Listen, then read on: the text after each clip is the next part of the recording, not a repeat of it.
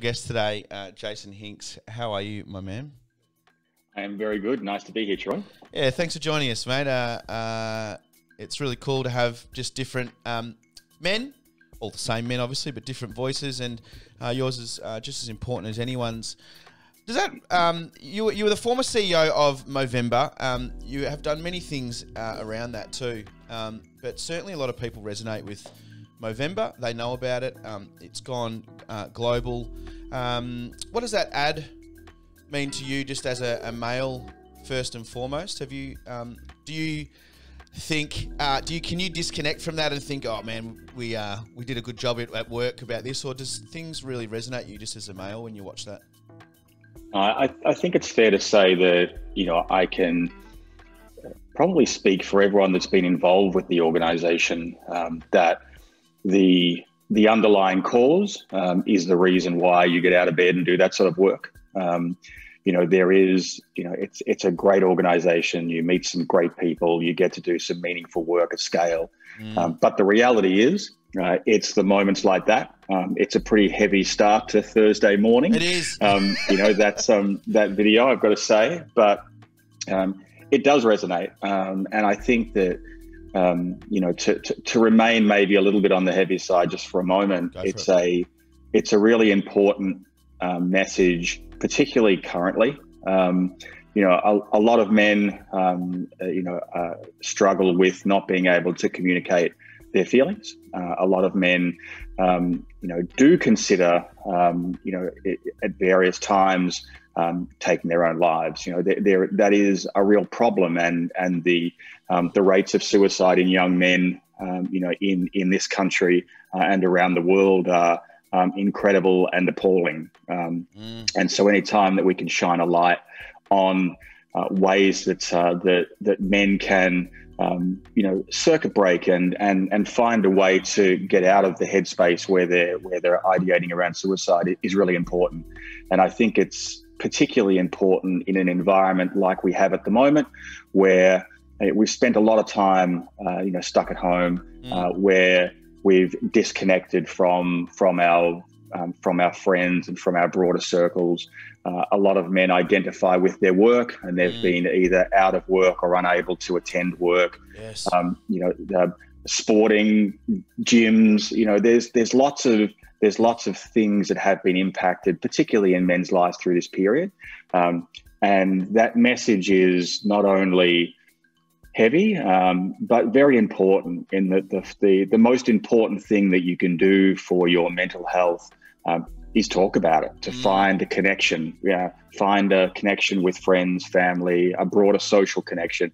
Talk to a stranger. There is, there's really good data to support the fact that an interaction with someone, regardless of what your relationship with them, causes an immediate improvement in your primary mental health. So it's an incredibly important message. We even talked about it in a sub topic today. We were talking about Wim Hof and people going for swims, and about delaying the onset of dementia. One of the things was social interaction. It's crazy how powerful just social interaction really is, and maybe we take it for granted, but certainly underestimate as fellas how important it is not just to have a chat.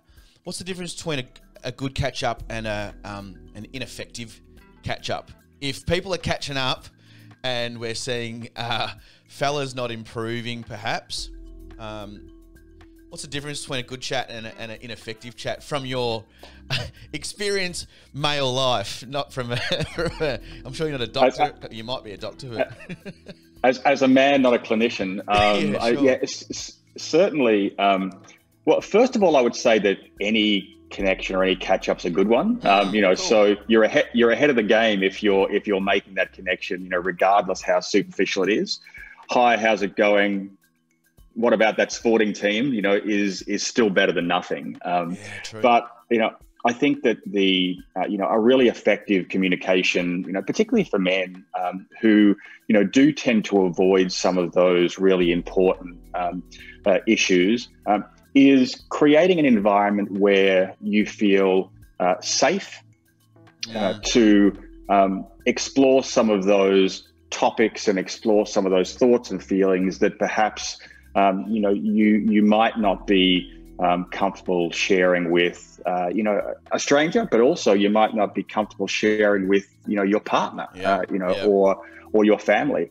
We as men have a very strong protective instinct, and it's not by accident, and it's no coincidence that in those letters that you heard those men read in that video just before, that most men, when they're ideating about suicide, when they're thinking about these things, the first thing they're thinking is, how do I protect the people around me? I know this is a horrible thing. I know that this is something that's going to have a dramatic impact on the people that I love, and so that protective urge, also exists in normal interactions. I'm feeling a bit crappy. I'm not feeling great. I'm not happy in my work or my relationship or whatever it is. But I certainly don't want to poison my what is a good relationship with my partner or a good relationship with my family with those thoughts. Right. And so for men, I think a really good first step is to find some safety.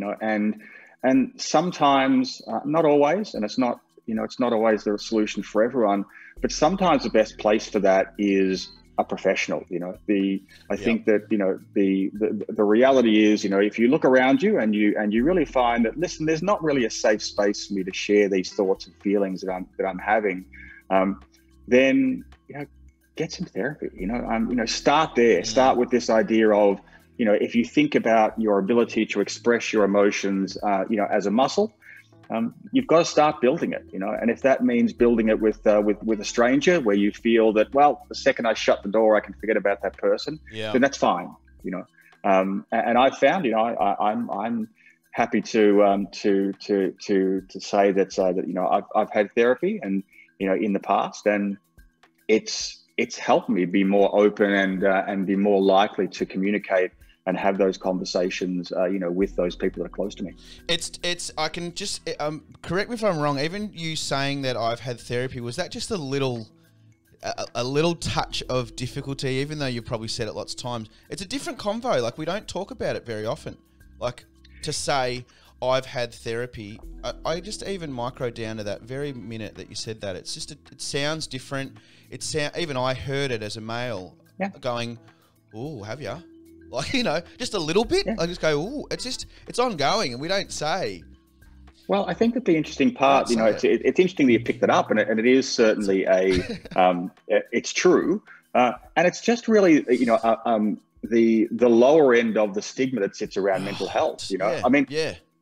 I'm an open person. Yes. I've worked in the space. I understand the importance of this stuff, but it still catches in my throat as well. Yeah, you pause on it and go, maybe this is not the time to put the torch on myself. I don't want to take away from other people. I don't want people to pity me. Might not say it, or I got some help. You might not say the word therapy, or you might avoid using the word shrink because it doesn't sound great. And I think just carrying the analogy forward a little bit around mental health and physical health, it should really be the same as, hey, my back's been a bit sore for a while. Totally. I'm not afraid to tell you that I saw a physiotherapist. It's the same thing. I was having a challenge, and I sought some help to see me through that challenge. And it made me a better person. And when we can get to the point where saying that I've been in therapy is the same as saying I had a bit of a sore back and I did some physio, when we get to that point, I think the problem will be largely solved. Do you think that's the power behind Movember? Is it's got great language around it? It's a little bit, it's something familiar to men. It's a bit comical. What do you think the power from Movember? It's one of the biggest, longest running, most known health space channels that's ever been created in history. It's amazing. What do you think the power behind growing a moustache to your fellas is doing?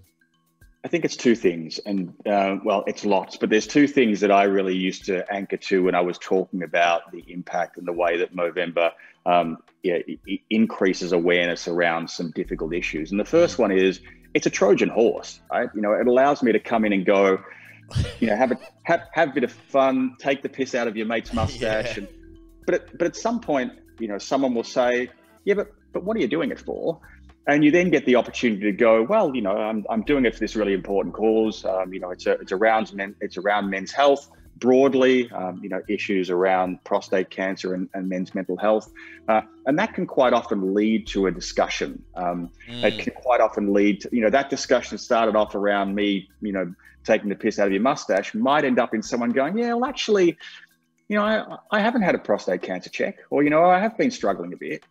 So the first thing is that you know, it really does act as that Trojan horse, and kind of allows a soft entry into a difficult conversation. You know, if you went up to your mate and said, "Hey, listen, had a finger in your butt lately," you know, it's not a great entry point to the conversation. Exactly. But you know, if you went up to your mate and said, you know, "Hey, you know, take the piss out of his mustache, have a bit of fun, have a bit of a chat about it," and then go, "Hey, you know, one of the things that's nice about an annual event like Movember is it's a good opportunity to check in with your doctor. You know, have you done that? You know," and there's that. It's as I said, a gentle entry into a hard conversation. Yeah, there's so many puns going on here, Jason. Yeah. Let's just walk past them. We're smart enough to not highlight them, even though I'm doing a little bit of it now. Chat's probably exploding. But the second point that I wanted to make on that, and one that really surprised me, was this idea that the mustache is the great equalizer. And I remember having a story. You know, there was really good corporate involvement in Movember, and we had the opportunity to go and work and do some work on the mine sites. Very male environments. You know, very.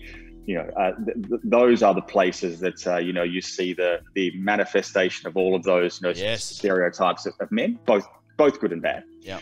And the CEO of a large mining company was talking, and he said that, and I really remember this story as one of the best stories I've heard. He said, the thing that I love the most about the mustache is that I have an 18-year-old son or a 16-year-old son, I can't remember, a young son. And he said, you know, for the past 2 years, the most I've got out of him is a grunt. You know, he's at that stage where, you know, dad's not cool, and you know, I'm doing my own thing. And he said, you know, he said to his son, "Hey, you know, I'm doing this Movember thing. Do you want to do it?" And he said, you know, he saw how much of an equalizer that was from an age perspective with his son. And then he applied that in his work. So he said, you know, when I normally go into a mine site, I'm the bloody suit who walks into the mine site, and everyone just kind of goes, "Oh no, what's going on now?" Yeah. But when he came in with a mustache, it was a real equalizer. You know, no matter where people were in the organization, they could come up and kind of go, "Oh, look at your mustache," or, you know, kind of, "Oh, that's a great mustache," or, you know, it was again, you know, the same theme, but it was a really it is a social equalizer. You know, it's a reference point that, you know, does, you know, transcend your age, it transcends your profession, it transcends your level of wealth, which, you know, well, probably not by design. I think it's one of the most powerful impacts of the mustache. It's unbelievable for someone like me who doesn't really know the language of the NFP space, or you know, the common eye might say, look, what is it really doing any work? What are they doing? Is everyone just getting paid loads, or I don't know, you know, all the I guess tense kind of conversations. But the reality is, Movember is known. What was it like jumping in as a COO of Movember, and what was your role there? And what did you notice out of its social impact happening in your time there? Yeah, well, a couple of things. I'll give you sort of a brief outline of my experience, and then I'll talk to those things. I worked with Movember from 2010 to 2014, so 4 campaigns. And you know, while it was an incredibly it was an incredible time to work for the organization. I joined an organization that was already incredibly successful, raising at the time, I think, about $23 million. Wow. It was in five countries. And then by my final campaign, and again, this is not causation. This is, I contributed, but I'm certainly not taking credit for this growth. But in my last campaign, the campaign raised $152 million across 22 countries. And so, to be part of an organization that not only had such incredible impact, which I'll speak to it in a moment, but it was just a really exciting and just a great technology-based social impact organization that will go down in history as one of the most successful, NFP startups, for lack of a better word, that there's ever been. I mean, the idea of a couple of guys in a bar deciding to have a competition who can grow the best mustache, to raising $152 million across 22 countries, that at the time was, I think, 13 years later, is just mind-blowing. Yep. So great organization at a great time. And in terms of the two things that you spoke about, there's probably a couple of stats. I've got a million stats. I've spoken about this so much, but the two that probably jump out the most for me, it was that I joined with a view to, being instrumental in the growth of the organization. So I came with a real growth remit. The organization was growing, expanding into different countries. But it was really important to do that in a sustainable way. The Movember doesn't have a huge fund that the money goes into and earns interest over time. Essentially the organization empties the clip every year, right? They invest all of the money that's raised into men's health programs. And so, when you're raising that much money, you have a real responsibility to the Mo Bros and Mo Sisters who are contributing their time, effort, and money to make sure that money goes to the places where it's really going to have the most impact. Yeah. And probably the thing I'm most proud of was that we operated globally at a 6% cost ratio, which meant that 94 cents in every dollar went to a men's health program. And if you compare that to other organizations around the world, even organizations at scale, it's a mind-blowing figure. I mean, there's organizations that, industry standard sits somewhere between 12 and 25% is an acceptable cost ratio. Wow. There's lots of organizations that sit around 50%. It certainly helps having a viral type, campaign and a campaign that doesn't involve one-to-one interaction with each of the fundraisers. But to operate at a 6% cost ratio, I think is one of the things that I'm certainly most proud of. When you talk about the impact in terms of awareness, there was a piece of research that we did in 2012, and what that did was it looked at conversations that were generated as a result of Movember. And so what we did was we took number of active participants, and then did some research and said, right, how many Facebook posts do you make? How many tweets do you have? How many personal conversations do you have? How many interactions do you have via email? And when we extrapolated that out across the number of fundraisers, which was 1.1 million in that year, it was 2.1 billion conversations about men's health were generated as a result of the campaign. Oh, wow. And so you talk about the money. The money is really important and is the thing that we're able to leverage and have tangible impact. But if you were to take the money away and you were run this campaign and go, the only intention of this campaign is to create more than 2 billion conversations about men's health in the space of a month, you'd call that a win, right? Yeah, definitely.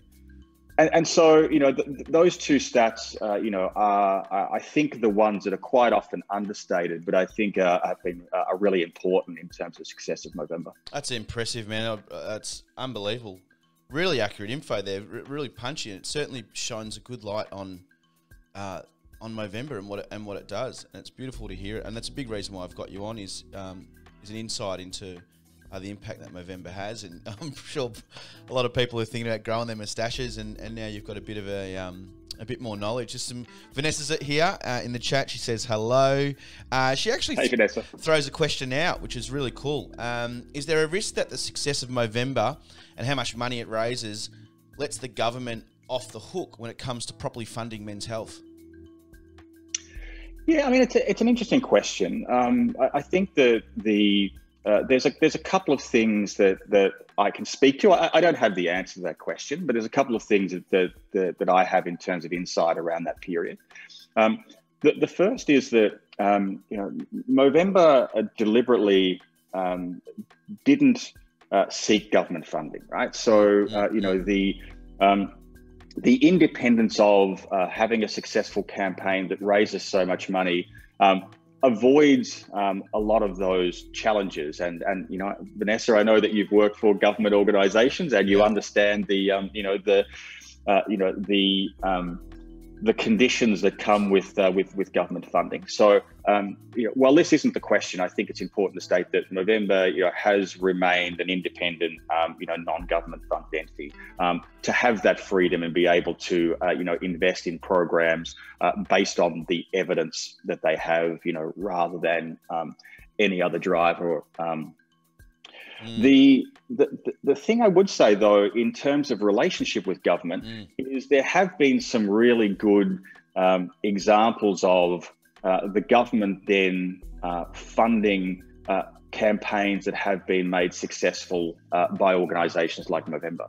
And so a couple of examples of that are one that's not Movember and one that is the McGrath nurses and the prostate cancer nurses.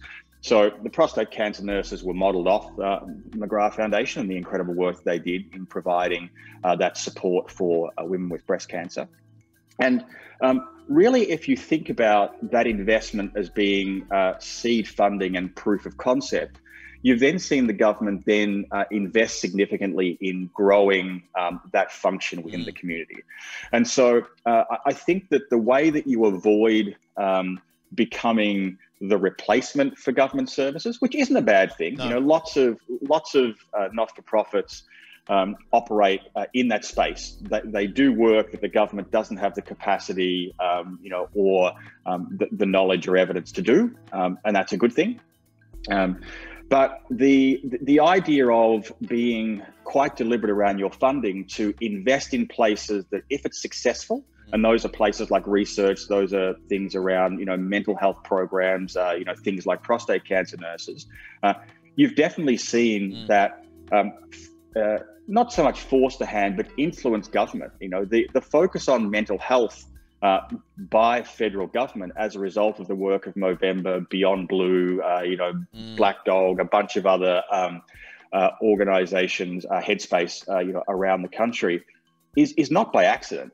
It's the influence, it's the profile, the continued conversation in the media that makes these political issues and drive funding. So I think it's certainly a risk, but I think if you focus on evidence-based proof of concept that you can then hand to government, and you also make sure that you shout from the rooftops about your successes, it can actually drive further investment by the government. Huge. I've got another comment here. Awesome to hear so much of the funds raised gets to the organisations that need the support. This particular listener, I've always felt that within the space I work in, the conversations, they're sometimes subliminal from the visual of his Movember moustache, and it was really important. Hey, you mentioned off air, one of your Movember colleagues has started a movement around social connection, which is where we started the conversation as well. Got an opportunity to talk about that? Yeah, for sure. So a good friend of mine, and he was the head of the Canadian campaign. I know we've got some Canadian listeners. Yeah, we do.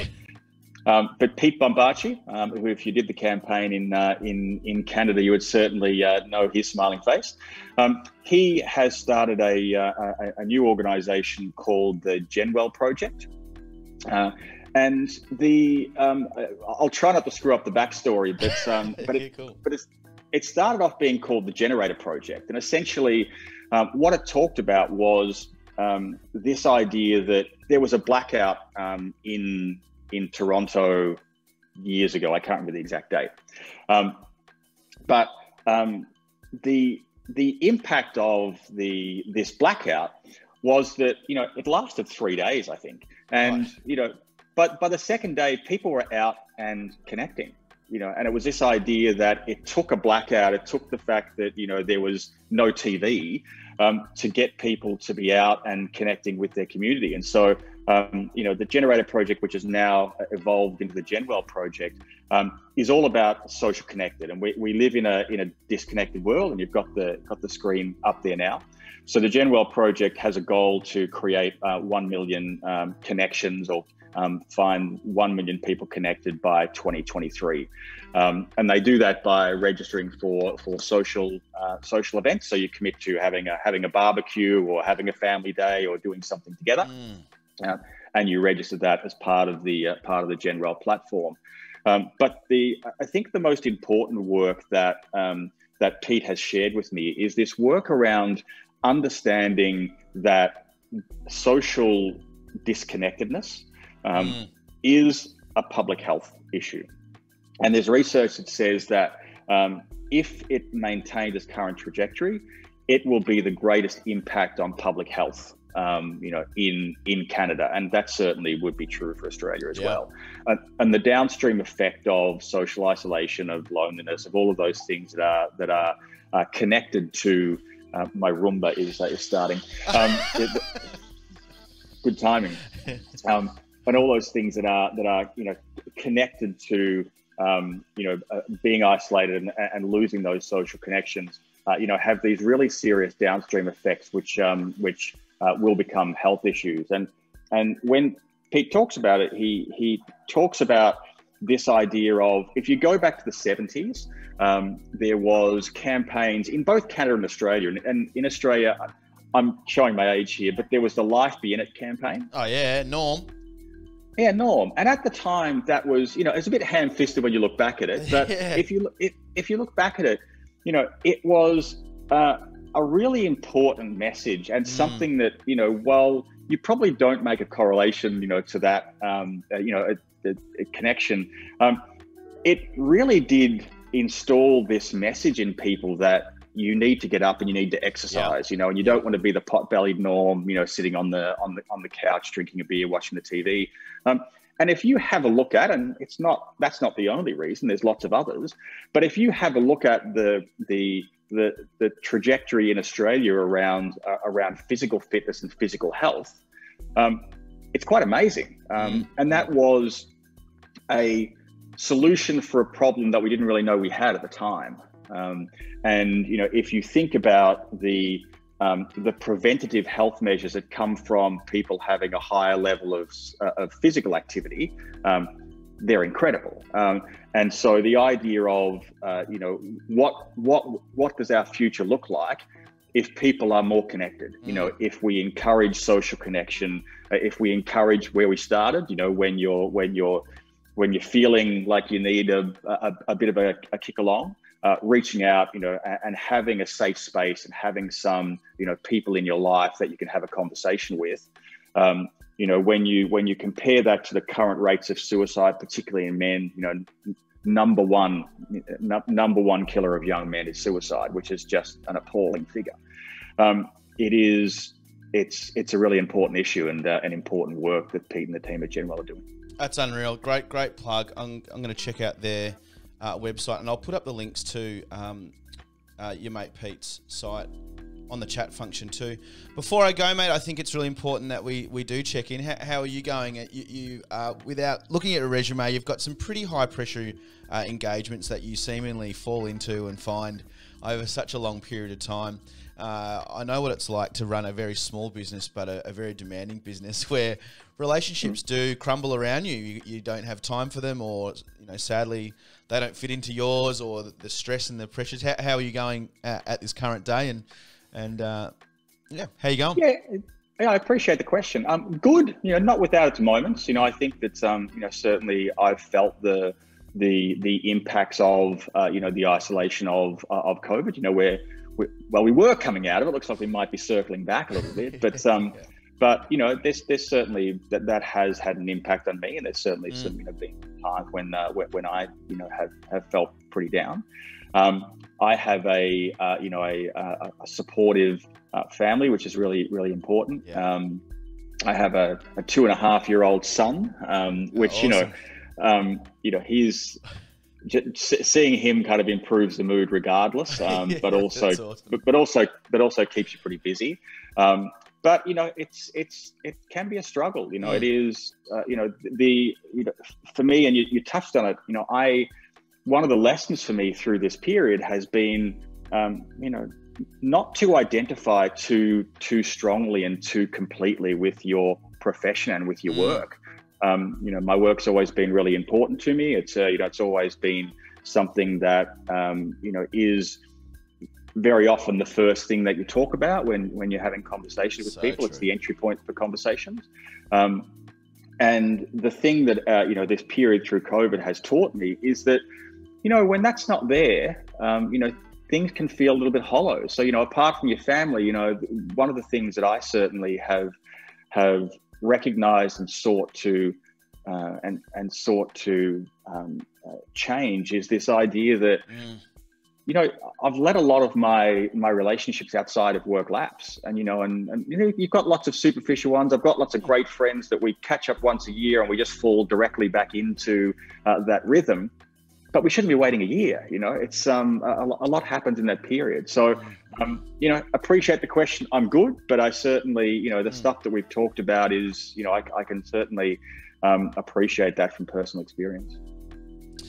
Jace, I'd love to talk to you more. Thanks for giving us some things to chew on, but also just being open about Movember, but so much more about you than Movember. I hope you're well. It's really good to have you as part of Men's Health Week. Thanks for jamming us into the start of your day. Really appreciate it, and let's do it again. Yeah, love it, mate. Take care. Have a brilliant week, man. Thanks. You too. Nice.